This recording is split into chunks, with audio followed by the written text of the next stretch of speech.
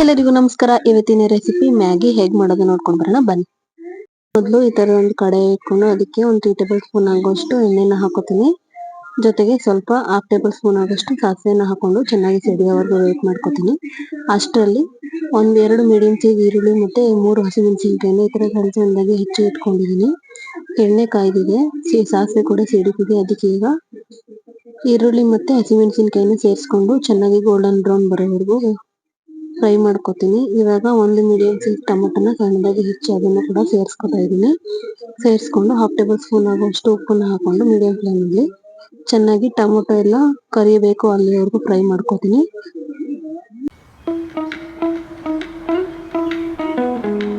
ನಾನು smart point ಗೆ ಹೋದಾಗ ಈ ತರದೊಂದು ಬಿಗ್ ಮ್ಯಾಗಿ ಪ್ಯಾಕ್ ನ ತಗೊಂಡ್ ಬಂದಿದ್ದೆ. ಇದ್ರಲ್ಲಿ ಸುಮಾರು ಪೀಸಸ್ ಇರ್ತದೆ.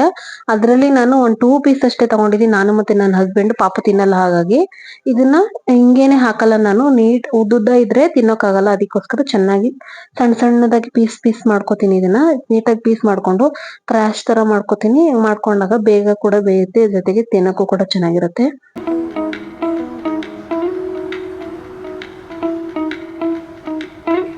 ಈಗ ಇದು ಸಣ್ಣ ಸಣ್ಣದಾಗಿ ಕಟ್ ಪೀಸಸ್ ಆಗಿದೆ. ಈಗ ಈರುಳ್ಳಿ ಮತ್ತೆ ಟೊಮೊಟೊ ಎಲ್ಲ ಕೂಡ ಫ್ರೈ ಆಗಿದೆ.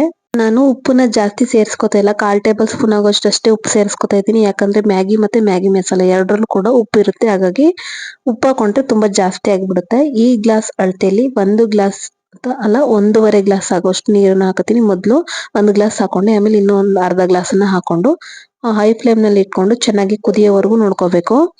ಒಂದು ಕುದಿ ಬಂದ್ಮೇಲೆ ಸಾಕು. ಇದು ಕ್ರ್ಯಾಶ್ ಮಾಡ್ಕೊಂಡಿದ್ದಂತ ಮ್ಯಾಗಿ ಪೀಸಸ್ನೆಲ್ಲ ಒಳಗಡೆಗೆ ಹಾಕೋತೀನಿ.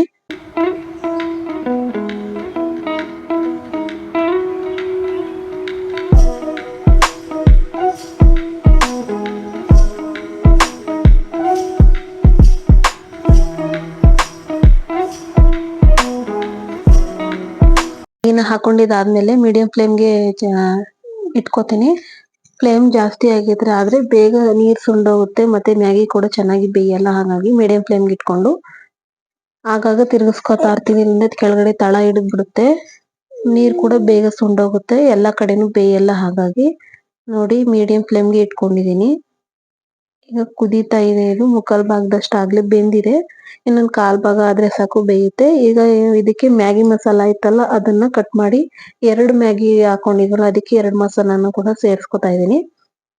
ಖಾರ ಜಾಸ್ತಿ ಬೇಕು ಅಂದ್ರೆ ಚಿಕನ್ ಮಸಾಲ ಜೊತೆಗೆ ಚಿಲ್ಲಿ ಪೌಡರ್ನು ಕೂಡ ಹಾಕೋಬಹುದು, ಟೇಸ್ಟ್ ಇನ್ನೂ ಚೆನ್ನಾಗಿರುತ್ತೆ. ನಾವು ಖಾರ ಕಮ್ಮಿ ತಿಂತೀವಿ, ಹಾಗಾಗಿ ಖಾರ ಕಮ್ಮಿ ಹಾಕೋತಾ ಇದೀನಿ. ಗಂಟೆ ಇಲ್ದಿರೋ ತರ ನೀಟಾಗಿ ನೋಡ್ಕೊಂಡು ನೀಟಾಗಿ ಚೆನ್ನಾಗಿ ಮಿಕ್ಸ್ ಮಾಡ್ಕೊಡಿ. ಎಡ್ಜಸ್ ನೆಲ್ಲ ಕ್ಲೀನ್ ಮಾಡ್ಕೊಂಡು ನೀಟಾಗಿ ಎಲ್ಲ ಮಸಾಲೆ ಎಲ್ಲ ಮ್ಯಾಗಿಗೆ ಹೊಂದ್ಕೋಬೇಕು, ಅಲ್ಲಿವರೆಗೂ ನೀಟಾಗಿ ಮಿಕ್ಸ್ ಮಾಡ್ಕೋತೀನಿ. ಜೊತೆಗೆ ವೆಜಿಟೇಬಲ್ಸ್ ಏನಾದ್ರು ಇದ್ರೆ ಬೀನ್ಸ್ ಅಥವಾ ಕ್ಯಾರೆಟ್, ಆಲೂಗೆಡ್ಡೆ ಈ ತರ ಇದ್ರೆ ಜೊತೆಗೆ ಕೂಡ ಆಡ್ ಮಾಡ್ಕೊಂಡ್ರೆ ಟೇಸ್ಟ್ ಇನ್ನೂ ಚೆನ್ನಾಗಿರುತ್ತೆ. ನನ್ನ ಹತ್ರ ಇರ್ಲಿಲ್ಲ, ಹಾಗಾಗಿ ಪ್ಲೈನ್ ಆಗಿ ಮಾಡ್ತಾ ಇದೀನಿ.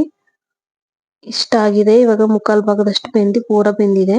ಈಗ ಒಂದು ಪ್ಲೇಟ್ಗೆ ಟ್ರಾನ್ಸ್ಫರ್ ಮಾಡ್ಕೋತೀನಿ. ನೋಡ್ತಾ ಇದ್ರೆ ಗಮ್ಮ ಅಂತ ಇದೆ, ಟೇಸ್ಟ್ ಕೂಡ ಅಷ್ಟೇ ಚೆನ್ನಾಗಿರುತ್ತೆ. ಒಮ್ಮೆ ಟ್ರೈ ಮಾಡಿ, ನಿಮಗೂ ಈ ರೆಸಿಪಿ ಇಷ್ಟ ಆಗ್ಬೋದು.